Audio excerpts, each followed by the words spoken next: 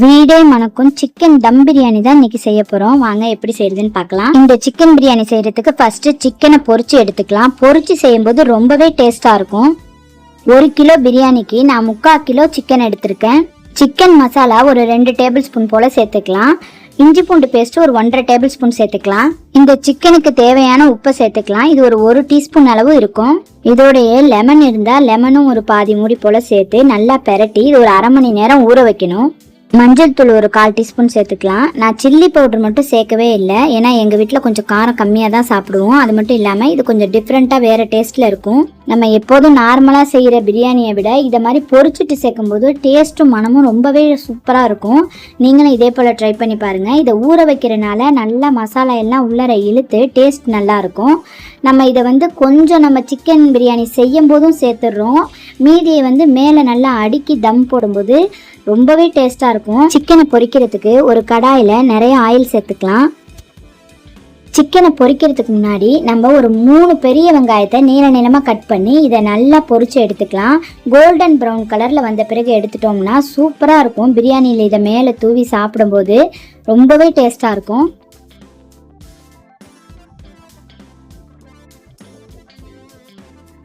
அதே ஆயிலே நம்ம சிக்கனை பொரிக்க போட்டுக்கலாம். இப்போ 1/2 மணி நேரம் ஆயிடுச்சு. நல்லா ஹை ஃப்ளேமில் வச்சு திருப்பி போட்டு 2 பக்கமும் நல்லா கோல்டன் ப்ரௌன் கலரில் வர்ற வரையும் போட்டு அதுக்கப்புறம் எடுத்துடலாம். என்னோட சேனலை நீங்கள் இதுதான் ஃபஸ்ட் டைம் பார்க்குறீங்கன்னா கீழே இருக்க ரெட் கலர் சப்ஸ்கிரைப் பட்டனை கிளிக் பண்ணி பக்கத்தில் இருக்க பெல் பட்டனை கிளிக் பண்ணி ஆளுங்கிற ஆப்ஷனை கிளிக் பண்ணிக்கோங்க. அப்போ தான் நான் போடுற வீடியோஸ் உங்கள் மொபைலுக்கு உடனுக்குடன் நோட்டிஃபிகேஷனில் வரும். நீங்களும் என்னோட வீடியோவை மிஸ் பண்ணாமல் பார்க்கலாம்.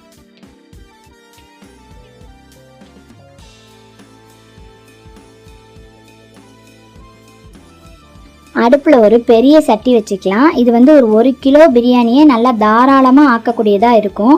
இதில் நான் சிக்கன் பொரிச்ச அதே ஆயிலையே சேர்த்துக்கிறேன். சேர்த்துட்டு பட்டை, கிராம்பு, ஏலக்காய் இதெல்லாம் ஒரு 4-5 சேர்த்துக்கலாம். 2 பெரிய வெங்காயத்தை நீள நீளமாக கட் பண்ணி அதையும் சேர்த்துக்கலாம். இது வதங்குறதுக்கு கொஞ்சம் உப்பு சேர்த்து வதக்குனா சீக்கிரமே வதங்கி வரும்.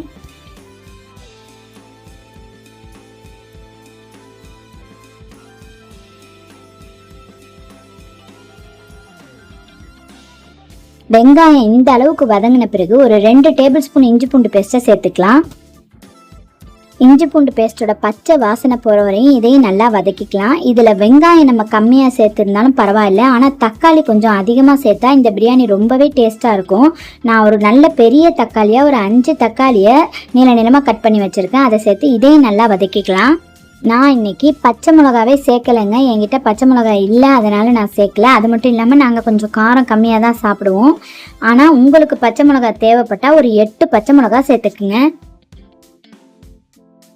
இப்போ மசாலா பொருட்களை எல்லாம் சேர்த்துக்கலாம். ஒரு 1/2 டீஸ்பூன் மஞ்சள்தூள் சேர்த்துக்கலாம். 1 டீஸ்பூன் மிளகுத்தூள் சேர்த்துக்கலாம். 1 டீஸ்பூன் ஜீரகத்தூள் சேர்த்துட்டு கொஞ்சம் சிக்கன் மசாலாவும் சேர்த்துக்கலாம். அது ஒரு 2 டீஸ்பூன் அளவு இருக்கும். நாம் சேர்த்துருக்க மசாலாவோட பச்சை வாசனை போகிற வரையும் இதையும் நல்லா வதக்கிக்கலாம்.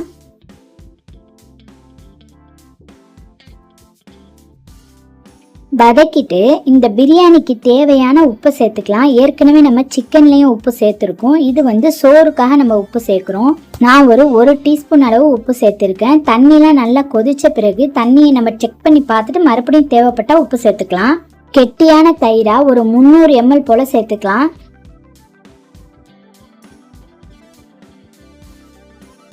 பொரிச்சு வச்ச சிக்கனில் இப்போ நான் ஒரு 5 பீஸ் மட்டும் சேர்த்துக்கிறேன். ஏன்னா இதோட டேஸ்ட் நல்லா அந்த சோறில் இறங்கி உங்களுக்கு சிக்கன் பிரியாணி சாப்பிடும்போது ரொம்பவே டேஸ்ட்டாகவும் மணமாகவும் இருக்கும். மீதி சிக்கனை நம்ம தம் போடும்போது மேலே வச்சுக்கலாம். இன்றைக்கி நான் பாஸ்மதி ரைஸோ பச்சரிசியோ எதுவுமே யூஸ் பண்ணலைங்க. நார்மலாக வீட்டில் நம்ம சமைக்கிற அதே அரிசியில் தான் பிரியாணி செய்கிறேன். ஆனால் டேஸ்ட் சும்மா சூப்பராக இருக்குங்க. பிரியாணிக்குன்னு நம்ம பிரியாணி அரிசி தான் சேர்க்கணும்னு இல்லை, வீட்டில் இருக்க புழுங்கரிசியை சேர்த்தாலே ரொம்ப டேஸ்ட்டாக வரும். இதே மெத்தடில் நீங்களும் ட்ரை பண்ணி பாருங்கள். மல்லி புதினா ஒரு கட்டு சேர்த்துக்கலாம்.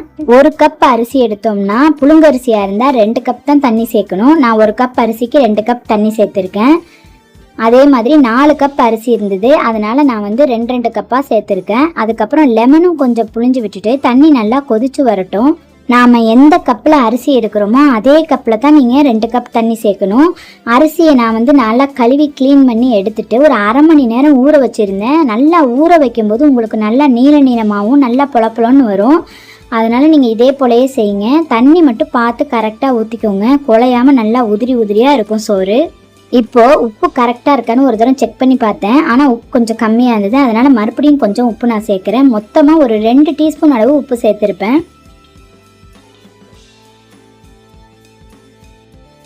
இந்த தண்ணி எல்லாம் நல்லா கொதிச்சு வத்தி வரட்டும். அது வரையும் நம்ம ஒரு மூடி போட்டு மூடிடலாம். இப்போ பாருங்க, தண்ணி எல்லாம் நல்லா வத்தி வந்துருச்சு. இந்த ஸ்டேஜில் நம்ம பொரிச்சு ரெடியாக வச்சிருக்க சிக்கன் பீசஸை மேலே நல்லா அடுக்கிக்கலாம். அடுக்கிட்டு கீழே ஒரு தோசை தவாவை வச்சு லோ ஃப்ளேமில் வச்சு நம்ம இதை தம் போட போகிறோம்.